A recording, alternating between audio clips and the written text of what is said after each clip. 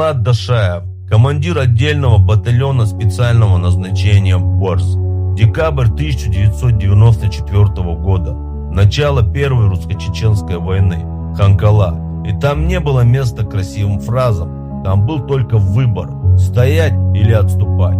С 24 по 28 декабря он руководил обороной Ханкалы. А 28 декабря 1994 года он геройски пал в бою. Именно так и измеряется человек. Не тем, что он говорит, а тем, где он остается, когда становится тяжело, когда в нем нуждается его народ. Да будет доволен тобою Аллах, а мы будем помнить тебя вечно.